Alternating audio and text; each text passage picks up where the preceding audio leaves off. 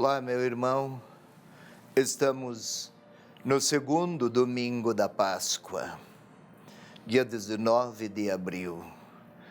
Estamos caminhando por rotas confusas e dias de muitas incertezas. O tal do coronavírus parece que nos golpeou.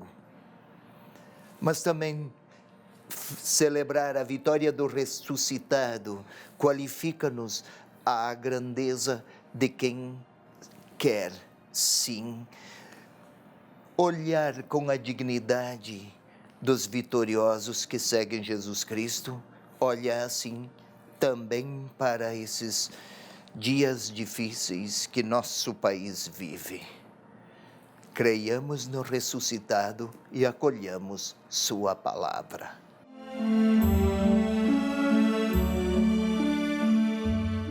O Evangelho, meu irmão, minha irmã, é João, capítulo 20, versículos 19 a 31. Vamos juntos, primeiro ler, depois explicar e juntos buscar resgatar potenciais significações libertadoras para nós, que vivemos dias muito marcados por transtornos, temores e, em muitos ambientes, até mesmo pânico. Mas vou lá, 20, 19, 31. À tarde deste mesmo dia, o primeiro da semana, estando ainda fechadas as portas, onde se achavam os discípulos, por medo dos judeus, Jesus veio, pondo-se no meio deles, lhes disse: "A paz esteja convosco." Tendo dito isso, mostrou-lhes as mãos e o lado. Os discípulos então ficaram cheios de alegria por verem o Senhor. Ele lhes disse de novo: "A paz esteja convosco. Como o Pai me enviou, também eu vos envio." Dizendo isso, soprou sobre eles e lhes disse: "Recebei o Espírito Santo. Aqueles a quem perdoardes os pecados, ser-lhes-ão perdoados. Aqueles aos quais retiverdes, ser-lhes-ão retidos." Um dos 12, Tomé, chamado Dídimo, não estava com eles quando veio Jesus. Os outros discípulos então lhe disseram: "Vimos o Senhor." Mas ele lhes disse: "Se eu não vir em suas mãos o lugar dos cravos, e se não puser o meu dedo no lugar dos cravos e minha mão no seu lado, não crerei." 8 dias depois, achavam-se os discípulos novamente dentro da casa, e Tomé com eles. Jesus veio, estando as portas fechadas, pôs-se no meio deles e disse: "A paz esteja contigo." Disse depois a Tomé: "Põe teu dedo aqui e vê minhas mãos. Estende tua mão e põe-na no meu lado, e não sejas incrédulo, mas crê." Respondeu-lhe Tomé: "Meu Senhor e meu Deus." Jesus lhe disse: "Porque viste, creste. Felizes os que não viram e creram." Jesus fez ainda diante de seus discípulos muitos outros sinais que não se acham escritos neste livro. Estes, porém, foram escritos para crerdes que Jesus é o Cristo, o Filho de Deus, e para que, crendo, tenhais vida em seu nome.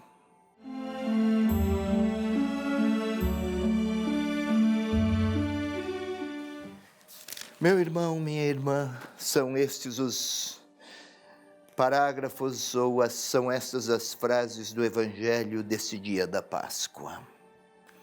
Vamos lá, vamos à explicação, ainda que breve. À tarde deste mesmo dia, o primeiro da semana. À tarde desse mesmo dia, à tarde. Por que está a indicar esse tempo e a identificação deste mesmo dia?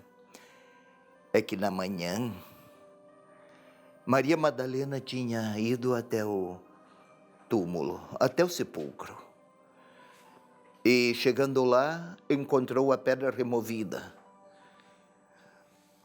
os lençóis dobrados em um canto, estava vazio. Ela correu, foi dizer aos discípulos, lá foram Pedro e João, ficaram admirados, constataram, retornaram, mas sem saber bem o que fazer. Verdade, Jesus tinha anunciado, segundo as notícias dos evangelhos sinóticos, tinha-lhes anunciado a ressurreição, mas tudo era muito novo. O mesmo dia já estão eles, na tarde. O primeiro da semana, como na manhã, o primeiro dia da semana. Primeira semana. O mundo fora criado em uma semana. Com o ressuscitado, é como se a criação estivesse recomeçando. Vamos lá? Estavam fechados os discípulos, buscando proteger-se por medo dos judeus. De que medo fala? Não é que eles, discípulos, estariam sob ameaças dos judeus. Não, não é isso. Este medo não é o temor de quem se sente fraco ante ameaças. É a frustração vergonhosa e humilhante de terem acreditado que alguém que eu tinha por Messias Salvador terminara crucificado. Um final funesto e humilhante. Envergonhados que estavam. Tomé não estava com eles. Tomé, vez por outra, é tido como o protótipo de quem não crê. Na realidade, é também aquele que não teme e não tem vergonha de dizer que era discípulo de Jesus. Os outros estavam envergonhados. Pois bem, Jesus se colocou no meio deles e lhes disse: a paz esteja convosco. É curioso, meu irmão, minha irmã, que a palavra indica que Jesus entrou no meio deles, mas não saiu. Não diz que ele saiu. A intenção do evangelista é qual? Que o leitor compreenda que Jesus se põe no meio dos discípulos e permanece entre eles. Não está ele querendo, ou ele, o evangelista, descrever um fato jornalístico. É teológico. Aquele que fora crucificado está ressuscitado e se põe entre os que nele creem. E se põe vivo, mostra as mãos e o lado, com os sinais. A vida de ressuscitado, até ela se chega passando pela cruz. Ou seja, ninguém se encontra com o ressuscitado se quiser ignorar o caminho da cruz. Mostrar não é simplesmente para que eles vejam um sinal exterior, para que compreendam o significado. A ressurreição, a vida, se chega aderindo ao modo como Deus se revelou em Jesus Cristo. Ele não quer mostrar poderes, por exemplo, batendo em quem o crucificava. Deus quer mostrar sua soberania pacificadora até sobre quem o crucificava. A paz esteja convosco. Como o Pai me enviou, eu vos envio. Assim como o Senhor foi enviado, o Senhor Jesus fora enviado a mostrar a face de um Deus amoroso, agora são os discípulos enviados a mostrar, revelar o amor de Deus. Eles ficaram alegres. Recebei o Espírito Santo. Soprou sobre eles. Sopro. O sopro procede de dentro do corpo. Na cultura bíblica, ar é vida. Ao soprar sobre eles, comunicava-lhes a vida de ressuscitado. E os discípulos respiram, levam para dentro de si a vida do ressuscitado que foi procurá-los e os visitou. Aqueles a quem perdoardes serão perdoados, aqueles os quais retiverdes serão retidos. Como é que eles, assim como o Pai me enviou, eu também vos envio. Como é que eles vão levar a mensagem do Pai? Eles enviados. Levando o perdão de Deus. A melhor linguagem para evangelizar é aquela que proclama, propõe e testemunha o perdão. Tomé, depois estava lá. É verdade que a ele faltou fé, mas não é verdade que a ele faltou coragem. Tanto os primeiros, os 10, quanto Tomé, o ausente, depois, cada um deles é chamado a uma revisão. Tomé tinha coragem, não tinha medo dos judeus, os outros tinham. Uns tinham experimentado o encontro com o ressuscitado. Tomé ainda não, mas agora também a Tomé. Os caminhos se alargam e de fato ele aderiu. Meu Senhor e meu Deus. Nenhuma afirmação do Novo Testamento tem um alcance teológico ou cristológico tão intenso e profundo quanto esta. Senhor, meu Senhor, isto é, minha liberdade pertence a Ti, Senhor. E meu Deus, minha vida, a inteireza da vida está em Tuas mãos, porque és meu Deus. Olha a grandeza de uma frase tão breve. Meu Senhor e meu Deus.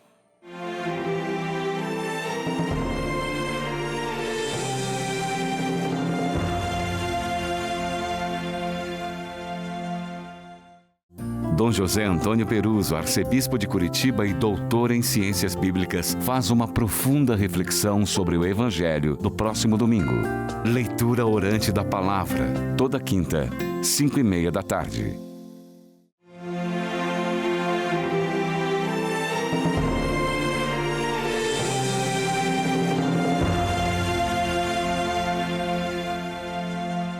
Vamos lá, meu irmão, minha irmã. A leitura orante na segunda parte deste nosso programa. Agora sim, leitura orante.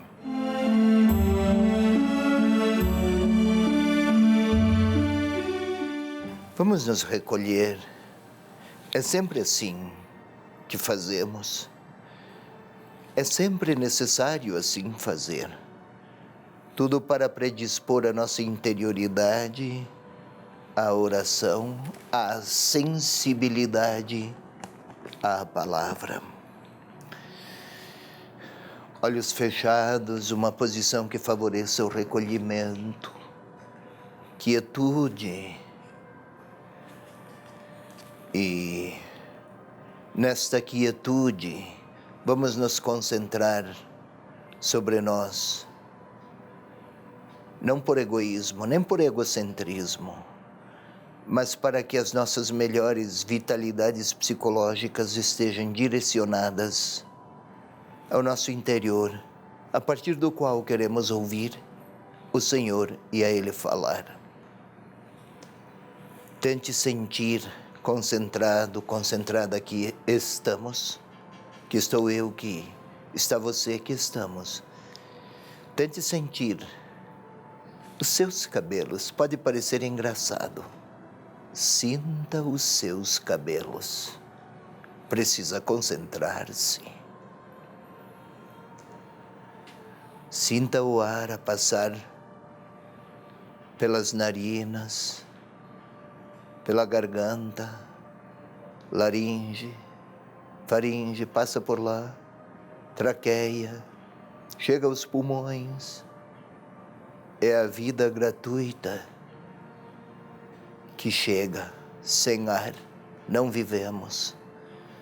É a natureza que se expressa com sua absoluta gratuidade. E nós vivemos. Tente sentir seus braços. Não toque neles, sinta-os. Suas mãos. Quantas coisas fazem estas mãos? Sinta-as, como são operativas. Tente sentir os seus pés. Até onde Ele a levou, para quantos lugares. Aí está o pé, o direito, sinta-o, o esquerdo, a planta do pé, a parte de baixo, concentre-se aí, a parte de cima. Respire profunda e calmamente, uma primeira vez, uma segunda vez, e agora vamos orar.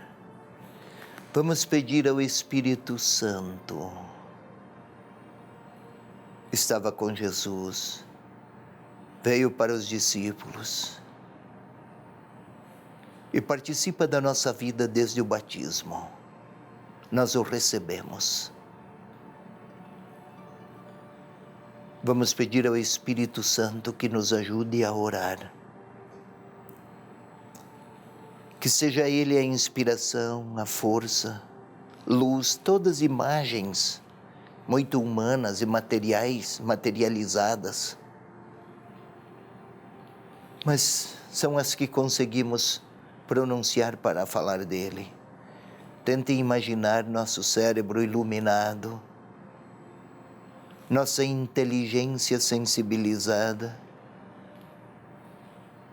nossos afetos alegres, porque o Espírito de Deus vive em nós.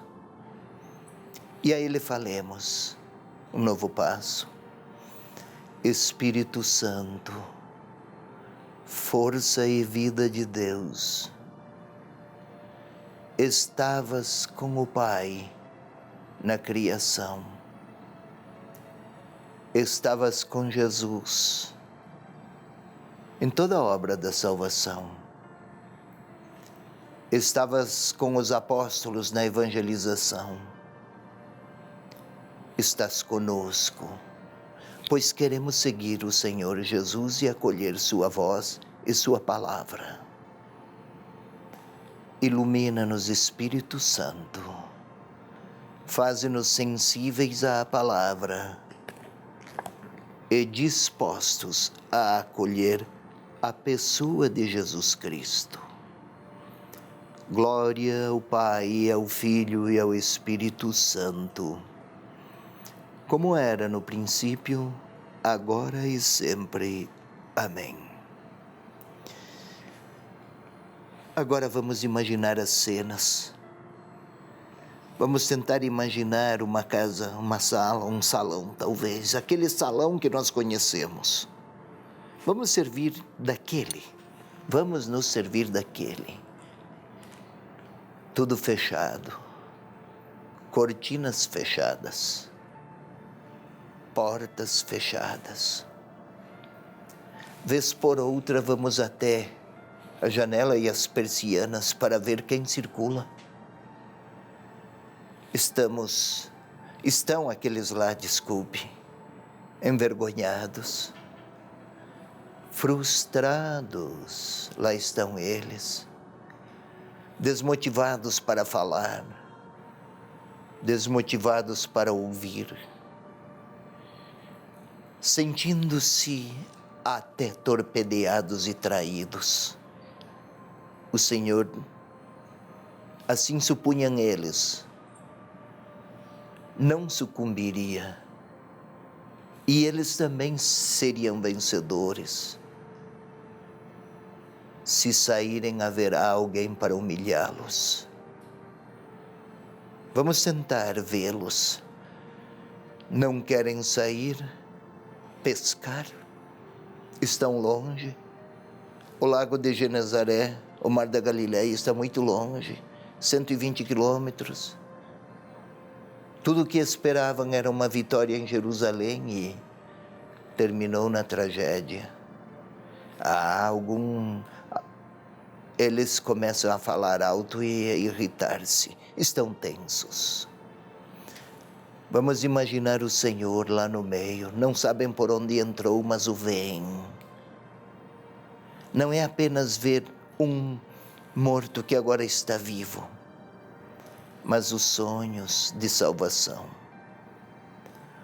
Agora compreendem melhor que o que esperavam era uma verdade, era uma experiência absolutamente equivocada.